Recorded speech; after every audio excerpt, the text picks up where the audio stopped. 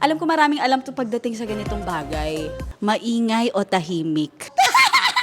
Halo ka na nakatina eh. At least nalaman namin na mahilig kang magpaputok. Yes! Of course.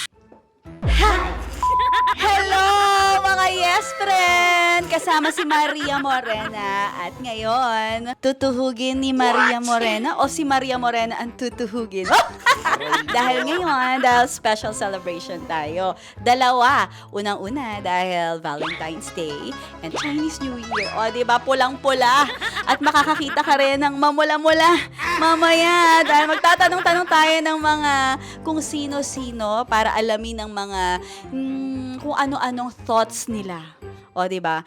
Deep thoughts tungkol sa ating video na ito. Ano ba ang pipiliin mo? Maingay o tahimik? Mas gusto ko yung tahimik kasi maingay ako. Gusto mo tahimik? Tahimik pag kinakain?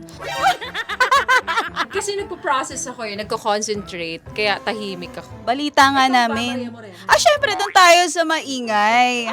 Oo. Gusto mo maingay ka na sa araw, maingay pa sa gabi. Correct. Kailangan, kasi pampaswerte yun pag lagi kang nag-iingay. Yun pala yun. Alam ko maraming alam to pagdating sa ganitong bagay. Ano ba mas gusto mo? Nagpapaputok o nagkakalat? Pwedeng nagpapaputok, pwede rin nagkakalat. Pag nagpaputok kasi ako, automatic kakalat eh. O, diba? Fireworks tayo sa labas, pag sa loob ng bahay, yari. Sunog yung bahay. At nakanamo kasi fireworks ang Yun. papaputokin natin. O, diba? Dahil magcha-Chinese New Year. Kayo ba, maingay o tahimik? Siyempre, ma'am, tahimik. Tahimik. Para hindi ganong... Oh. Baka istorbo. Anong gusto mo, maingay o tahimik? Totoo. Oo. Maingay. Aray ko. So, alam na namin. Ako rin, kung gusto ko rin, parehas kami. Kailangan maingay. Kailangan iparamdam natin na sarap tayo. Saan? Alam niyo ba kung saan maingay o tahimik? Maingay tayo o tahimik pag tayo ay kumakain sa restaurant. Oo. Tama. Alam ko, expert ka dito eh. Mahilig ka ba sa malagkit? Hindi. Hindi, kaya nga may dala lagi white wipes, tissue, gano'n. Para pag may malagkit man, di ba, like, kanina lang. Ang dami kong nakuha. Ang dami. Dami, oo. Pero walang choice kasi masarap. Masarap. Pinag-uusapan natin ay... Ako kasi kakanin kanina, yung galing sa... malapit-lapit na rin. Ayun, di ba? Dahil malagkit din naman ang kakanin, malagkit din ang tikoy. Kasi pa Chinese New Year tayo eh. Halo ka na nakatina eh. Ano bang gusto mo? Yung nagpapatirik o yung nagbublow? Both. Ang wild! Ano na lang? Nagbublow. Tuturuan kita. Pag-blow ng candle. Candle ba yung pinag-uusapan natin? Ay, diba? Candle nga! Paano yung sample ng pag-blow? Nice. Ako kasi ganito. Paano ba? Ikaw ba, nagpapatirik o nagbo-blow? Papatirik. Isipin mo nagpapatirik ka kay ano ang ano ang reaksyon ng muka pag nagpapatirik? Parang nasa langit.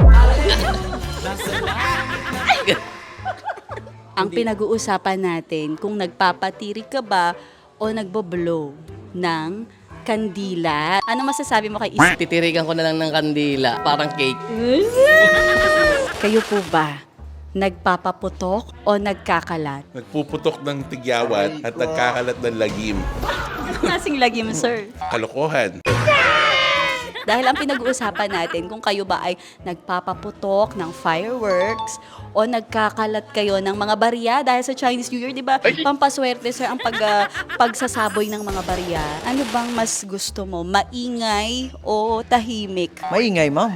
Ayoko kasi nung tahimik, parang laging may mga dull moments. Pag maingay kasi, parang na-energize ako. Talaga? So, mas nasasarapan ka pag maingay? Yes, ma'am.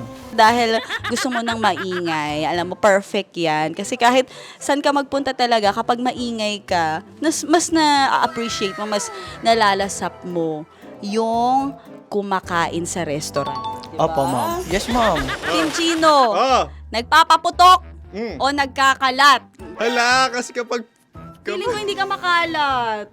Totoo naman. Hindi naman ako makalat kasi gusto ko Pero nilolunok pag niya. Chinese, so anong Love gusto mo? language ko yun. Nagpapaputok? Nagpapaputok. Love language. Love language ko yun, yung hindi mo sasayangin. Pinagpawisan ko yun eh. Siyempre dapat hindi mo sasayangin. Hindi, mag-a-align kami bago pa lang mag-umpisa. Dapat mag-a-align kami. Paano yung nag-aalala? Ganyan? Ganyan? Ano ba yan? Kasi tinatanong lang naman namin kung ikaw ba ay nagpapaputok ng fireworks. O gusto mo yan, nagkakalat ka ng barya kasi pampaswerte yun pag Chinese New Year. At least nalaman namin na mahilig kang magpaputok. Libre mo copy yun. Nagpapatirik o nagbo-blow? Nagbo-blow. Ay, pag ikaw ba nag-blow, can you make a sample?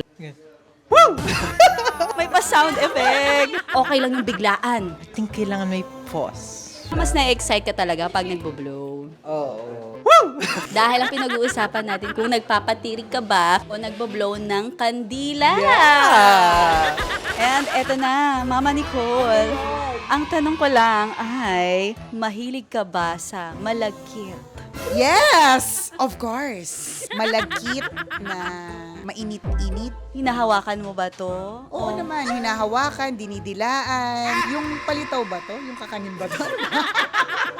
Dahil ako din mahilig ako sa malagkit. Minsan nga hindi ko alam na nasa mukha ko na pala to. Tumalsek? Oo, ganun kakalat. Lalo na pag tayo ay kumakain ng tikoy. Ayun! Oh, di ba? Yun naman ang inisip ko. Dahil Chinese New Year, kaya, di ba? Kung ay pachoy. At natapos na tayo sa lahat ng mga survey, interview na ginawa natin sa mga yes friend natin. At talaga nga naman, may mga kinabahan, may mga kung ano-ano na nag-overthink na sila, kung ano ba pinag-uusapan natin. At pumerfect naman sila at alam nila kung anong isasagot nila, di ba? Dahil nga naman, Valentine's Day. At Happy Chinese New Year, Kong Hei Pachoy, mga yes friend! At kung gusto mo pa ng mga more videos, like, subscribe, and follow na ang aming YouTube channel. Maraming salamat sa mga nakiisa sa ating kalokohan.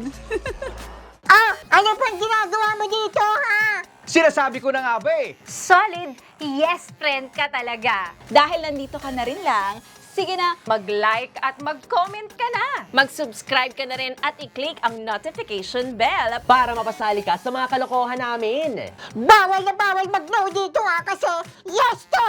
Yes!